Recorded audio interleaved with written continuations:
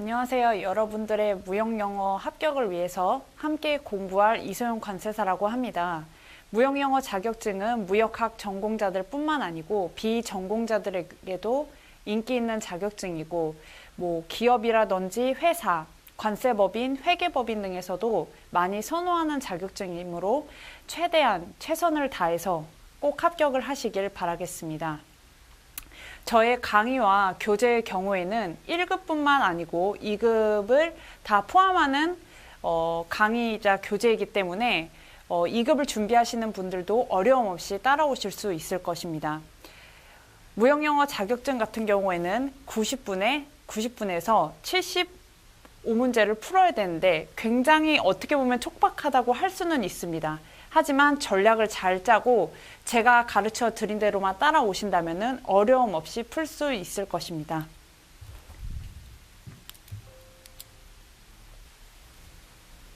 국가공인 무역영어 1급 시험이고요. 시험 과목에는 영문 해석, 영작문, 무역 실무가 있습니다. 1급, 2급은 난이도 차이가 어디서 날까요? 난이도 차이는 무역 실무가 아닌 영문 해석, 영작문에서 차이가 납니다. 그러면은 전반적으로 어떻게 공부하는 것이 나을까요? 영문 해석, 영작문을 먼저 공부하는 것이 나을까요? 아닙니다. 제가 표에서 이렇게 나눠놓은 이유가 있습니다.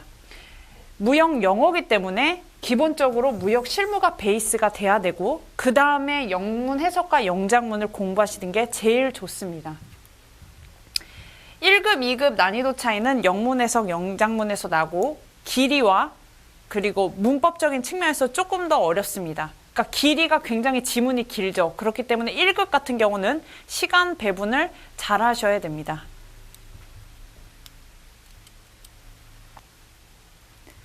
제가 공부 방법에 대해서 이렇게 표로 나눠놨는데요.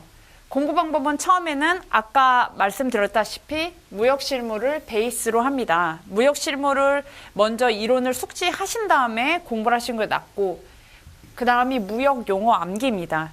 여러분들 초등학교 때부터 쭉 영어 공부를 하셨죠. 그리고 토익을 준비하면서 취업을 준비하면서 아직도 이렇게 전철에서도 무역 영단어를 많이 보시고 계실 텐데요. 무역 영어 같은 경우는 무역 실무에서 따로 쓰이는 용어들이 많습니다. 예를 들어서 CIF, FOB와 같은 인도 규칙, 이러한 규칙들이 따로 사용되니까 이러한 용어들도 꼭 암기를 해두셔야 되고 또한 예를 들어서 온덱 쉽먼트라고 있습니다. 이거 같은 경우는 갑판적이라는 뜻이에요. 갑판적이란 우리가 큰 배를 보시면 요 앞에 맨 앞쪽에 물품들이 실려 있는 것을 말하는데요. 이런 물품들 같은 경우는 갑판적, 선박 앞에 물품이 실려있기 때문에 파도가 불거나 바람이 불면 유실될 가망성이 높은데요. 이런 경우에 대해서 UCP 600이라든지 또 헤이그 규칙 같은 경우에 이런 규칙에 대해서 허용되는지 안 허용되는지에서 잘 나와 있으니까 이 부분은 제가 뒤에 가서 자세히 설명드리도록 하겠습니다. 이와 같이 무역 용어를 꼭 암기하시길 바라고, 세 번째는 순차적 회독입니다. 순차적 회독은 교재 앞부분부터 쭉 읽어 내려가시고 중간중간에 CISG나 UCP 600 같이 협약을 반복적으로 보시는 거를 추천드릴게요. 그리고 네 번째는 기출문제입니다. 기출문제 같은 경우는 어느 과목이든 어느 자격증 시험이든 제일 중요합니다. 제가 실제적으로 기출문제를 계속해서 이렇게 해석을 해오고 분석을 해온 결과 각 지문에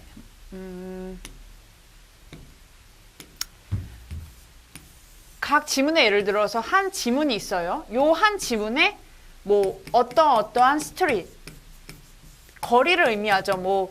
그리고 무슨 호, 무슨 선박. 이러한 영문 용어들이 많이 나오는데요.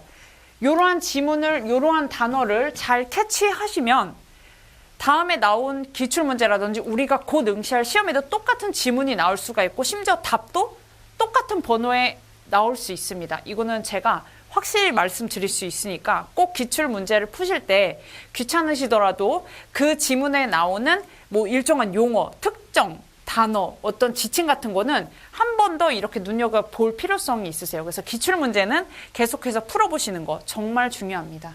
그래서 제 강의 같은 경우는 당연하게 PPT 학습을 하고 그 다음에 스스로 꼭 교재 회독을 제가 알려드린 이 PPT 범위만큼 꼭 교재 회독을 하시면 되고요. 공부를 하실 때 내용부터 보시는 게 아니에요. 목차를 먼저 보시고 이 목차를 통해서 어떤 내용이 나오겠다라는 것을 꼭 안 다음에 내용을 읽어나가는 게 중요합니다. 그래서 각 주제 파악 후 본 강의를 하고 각 주제 파악 후에 꼭 공부를 하시고요. 뭐 OX 문제라든지 문제풀이도 중간중간 넣어놨으니까 이렇게 공부를 하시면 될 것 같습니다. 제가 이제 처음 강의 드릴 거 무역의 기본 개념이겠죠. 기본 개념부터 이제 강의를 시작하게 될 거고요. 무역의 개념과 요건 그리고 규칙 및 협약에 대해서 알려드릴게요.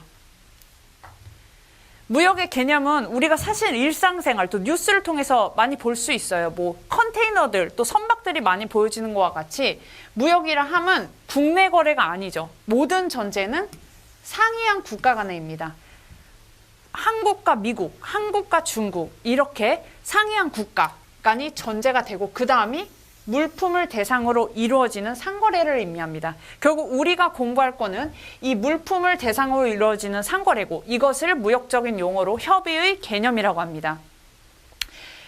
그러면 무역만 상거래가 될까요? 아니죠. 용역, 금융,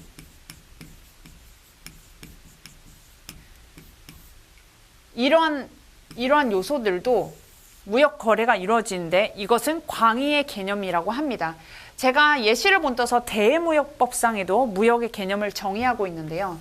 무역이라 함은 무역 거래자에 의한 물품과 대통령령으로 정하는 용역, 전자적 형태의 무채물의 수출 수입을 말한다.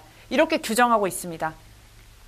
여기서 얘기하는 전자적 형태의 무채물은 뭘까요? 이거는 예를 들어서 뭐 USB, 제가 예를 들어서 USB에 제 강의 자료와 어떠한 뭐 비디오 영상 이런 거를 USB에 넣은 다음에 외국인 친구들한테 팔아요. 그럼 그것도 하나의 대무역법상의 무역이 될 수 있습니다. 아니면 뭐 인터넷 다운로드들도 똑같이 무역의 개념에 포함될 수 있습니다. 그리고 뭐 뒤에서 무역계약의 요건에서 좀 디테일하게 다뤄볼 거지만 제가 요건을 미리 적어놓은 이유가 있어요. 왜냐하면 무역계약은 어떻게 이루어지는지 또 어떤 요소로 이루어지는지 좀 보여드리기 위해서 기재를 해놨습니다. 먼저 양 당사자 간의 합치가 있어야죠. 혹시 청약과 승낙 들어보셨나요? 그게 합치의 기본 요소입니다. 청약, 매도인의 청약에 대해서 매수인의 승낙이 있는 경우에는 합의가 이루어진 걸로 보이고요. 약인이라는 거는 이제 뭐 관세사 시험에서도 굉장히 중요하게 다뤄지는 건데요. 용어로는 consideration이라고 합니다.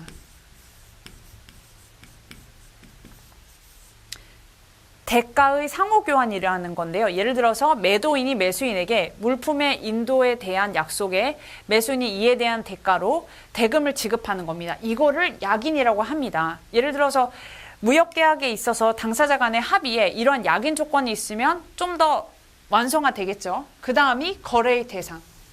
여러분들이 생각하시기에 거래의 대상이 뭘까요? 이거는 물품이죠, 물품. 그리고 합법성. 당연히 무역계약이 적합해야 돼요. 왜냐하면 무역계약이 적합하지 않다는 뜻은 무엇일까요? 위협이나 강박에 의해서 무역계약이 이루어졌다. 이것은 당연히 무효로 봅니다. 네 번째, 행위능력. 행위 능력이 있어야 된다는 건 반드시 돈이 많아야 된다. 이건 아니죠. 예를 들어서 미성년자가 아니고 또 예를 들어서 법적으로 하자가 있는 사람이 무역계약을 체결했다.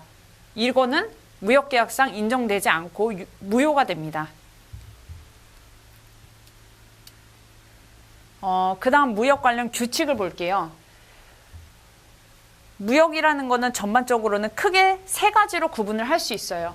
성립, 이행, 종료. 무역계약이 성립돼서 이 성립된 것을 시행하기 위해서 이행을 하게 되고 이행을 해서 완성이 되면 종료가 됩니다. 매도인과 매수인이 매매계약을 체결해요. 매매계약을 체결하는 걸 뭐라고 할까요? 크게 얘기하면 주계약이라고 합니다. 주계약을 이행하기 위해서는 세 가지 계약을 맺어요. 첫 번째, 운송계약.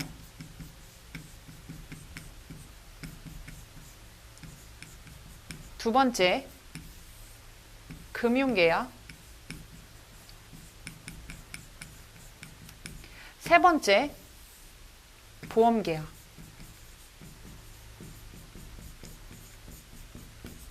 매매계약을 이행하기 위해서는 당연히 그냥 말로만 이렇게 계약이 체결되는 게 아니죠. 물품을 상이한 국가 간에 물품을 운송하기 위해서 운송기가 운송계약을 체결해야 되고요.